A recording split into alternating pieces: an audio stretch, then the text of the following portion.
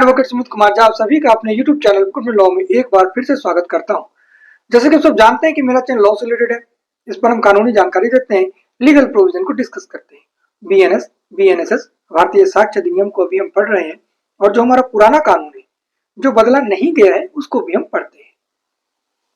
और कोई ऐसा प्रोविजन जो बुक में नहीं दिया गया हो लेकिन कोर्ट के काम में आता है, आपके काम में आता है, वो भी हम आप तक पहुंचा देते हैं। और कोई सुप्रीम कोर्ट का जजमेंट जो कि सबके लिए इंपॉर्टेंट हो, उसमें कोई ऐसा प्रोविजन डिस्कस किया गया हो, कोई ऐसा नया लॉ लाया गया हो जो सबको इफेक्ट करता हो, वो भी हम आप तक पहुंचा देते हैं। तो आज का जो हमारा वीडियो होने वाला है वो होने वाला है एक केस सुबेलाल सुशील साहू, नाम लिख लीजिए आप अभी, Subelal alias Sushil Sahu versus state of Chhattisgarh. Appeal number है इसका 818-818-2025। इस केस में कहा गया कि बेल देते वक्त कोर्ट को उदार रहना चाहिए। तो किस कंडीशन में उदार रहना चाहिए, सीआरपीसी का कौन कौन सा सेक्शन इसमें डिस्कस किया गया, बीएनएसएस का कौन कौन सा सेक्शन डिस्कस किया गया, क्या कंडीशन बताया गया, 167 क्लॉज 2 सीआरपीसी जो है 187 बीएनएसएस है इसमें, और इस जो अभी हम आपसे डिस्कस करेंगे प्रोविजन, उसमें क्या अंतर है, ये सब आज हम जानेंगे। बेसिकली ये बेल को लेकर के वीडियो है। तो आइए वीडियो स्टार्ट करते हैं और जानते हैं केस का नाम। जैसे कि आपको पता है, इसमें कहा गया कि जब सीआरपीसी सेक्शन 437 क्लॉज 6 की बात हो, जो कि अभी बीएनएसएस सेक्शन 480 क्लॉज 6 में, दोनों सेम है, वो सीआरपीसी में है, ये बीएनएसएस में है। जब बात हो तो कोर्ट को बेल देते वक्त में उदार रहना चाहिए। अब उदार क्यों रहना चाहिए, ये सेक्शन कहता क्या है? ये सेक्शन कहता है कि कोई भी ट्रायल का मतलब यहां पर है मजिस्ट्रेट के द्वारा ट्रायल, कोई भी ऐसा केस जो कि ट्राइबल बाय मजिस्ट्रेट है, मजिस्ट्रेट ट्रायल उसका चल रहा है, अगर 60 दिन में कंप्लीट नहीं होता है, 60 डेज कब से हम देखेंगे, जब पहला एविडेंस का डेट पड़ा होगा तब से लेकर के 60 दिन, ठीक है। तो ये 60 दिन जब से चला, फर्स्ट एविडेंस से लेकर के 60 दिन, अगर उस बीच में ट्रायल खत्म नहीं होता है तो उस व्यक्ति को छोड़ देना चाहिए, यानी कि उसको कस्टडी में अब नहीं रखना है, उसको बेल दे देना है, ट्रायल अब चलता रहे, लेकिन उस व्यक्ति को छोड़ देना है। यही बात कहता है सीआरपीसी का section 437 clause 6 corresponding to BNSS section 480 का क्लॉज 6। अब इसमें कुछ कंडीशंस बताए गए हैं कि कंडीशंस क्या है, कंडीशंस क्या देना है बेल देते वक्त में मजिस्ट्रेट को। तो इसमें सबसे पहले कहा गया कि वो व्यक्ति जो इसका उपयोग कर रहा है वो 60 दिन तक जेल में रहा कि नहीं रहा। जब ये पीरियड शुरू हुआ फर्स्ट एविडेंस का, तब से लेकर के वो 60 दिन तक जेल में है कि नहीं, अगर जेल में है तभी उपयोग होगा इसका, ठीक है। एंटीसिपेटरी में इसका उपयोग नहीं होता है। उसके बाद अगर ये व्यक्ति बाहर निकलता है तो क्या ये एविडेंस को टेम्पर करेगा या विटनेस को टेम्पर करेगा, इस चीज को भी ध्यान में रखना होता है बेल देने से पहले। उसके बाद कि एक्यूज्ड बाहर निकलते ही भाग तो नहीं जाएगा, इस चीज को भी ध्यान में रखना है।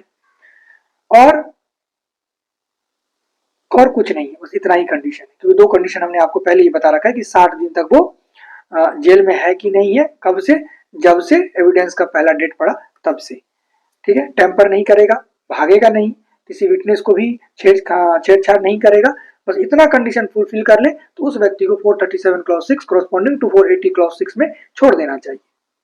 अब आइए 167 क्लॉज 2 पर, जो कि 187 बीएनएसएस में है। अब इसमें और उसमें अंतर क्या है, देखिए उसमें हमने ट्रायल की बात की गई है और इसमें इन्वेस्टिगेशन की बात की गई है। डिफॉल्ट बेल जनरली हम इसको कहते हैं कि जब इन्वेस्टिगेशन कंप्लीट नहीं होता है, पहले तो 24 घंटे में कंप्लीट नहीं होगा तो जुडिशियल कस्टडी हो जाएगा या जो भी हो, पुलिस कस्टडी। तो अगर 60 डेज और 10 साल से ऊपर की सजा में 90 डेज कंप्लीट इन्वेस्टिगेशन कंप्लीट अगर नहीं हुआ उस केस में तो डिफॉल्ट बेल मिल जाएगा। तो ये इन्वेस्टिगेशन की बात करता है, और जो हमने अभी ऊपर पढ़ा वो ट्रायल की बात करता है, ठीक है। और हम आपको लिंक दे देंगे डिस्क्रिप्शन बॉक्स में, बेल का बहुत कितने प्रकार के बेल होते हैं, कब कौन सा बेल फाइल होता है, कब बेल आपका अधिकार है, स्पीडी ट्रायल क्या होता है, कितने समय तक आपको जेल में रखा जा सकता है, हाँ किसी भी एक्यूज को कब तक जेल में कोई भी रख सकता है, क्या मैक्सिमम टाइम है, ये सब हम बता चुके हैं। और जितना भी इससे रिलेटेड लिंक होगा वो सब डिस्क्रिप्शन बॉक्स में रहेगा, सब आपके काम का है, आप एक बार जाकर के देखेंगे जरूर। नए कानून के साथ ही बताया है हमने। तो आई होप कि वीडियो आपको पसंद आया होगा और कुछ समझ में आ गया होगा कि 437 क्लॉज 6 क्या कहता है कॉरस्पॉन्डिंग टू बीएनएस, 480 क्लॉज 6 क्या कहता है, 167 clause 2 CrPC corresponding to 187 BNSS, दोनों में क्या अंतर है, ट्रायल और इन्वेस्टिगेशन का अंतर है, क्या कंडीशन कहा गया है बेल देने से पहले, हाँ ये सब आपको पता चल गया होगा। केस लॉ का नाम आपको पता है, अपील नंबर पता है। अगर आपको और भी जानकारी चाहिए तो आप जाकर के सर्च करेंगे इस नंबर से, आपको नाम ही देंगे तभी गूगल पे आ जाएगा और तब आप वहां से पढ़ लेंगे कि मामला क्या था। मिलते हैं किसी नेक्स्ट वीडियो में किसी इंपॉर्टेंट टॉपिक के साथ, किसी इंपॉर्टेंट प्रोविजन के साथ जो कि सबके यूज में आता है, क्योंकि 437 भी सबके यूज में आ रहा था और 480 भी सबके यूज में आता है, 167 क्लॉज 2 भी सबके यूज में आता है जो कि अब 187 बीएनएसएस में है। हमने आपको इसमें एक चीज और बता रखी है पहले कि 439 440 में हम पहले सेशन कोर्ट और हाई कोर्ट में फाइल करते थे बेल, और अभी 483 और 484 में बीएनएसएस में आ गया है। ये सब हम आपको पहले से ही बता रखा है हमने, आप जाएंगे लिंक पर देखेंगे। उसके बाद एक चीज तो कहना भूल ही गए कि मजिस्ट्रेट ट्रायल होता क्या है। देखिए सीजीएम का मैक्स पावर क्या है, 7 साल तक की सजा वो सुना सकता है। तो इसका मतलब यही है कि जिस केस का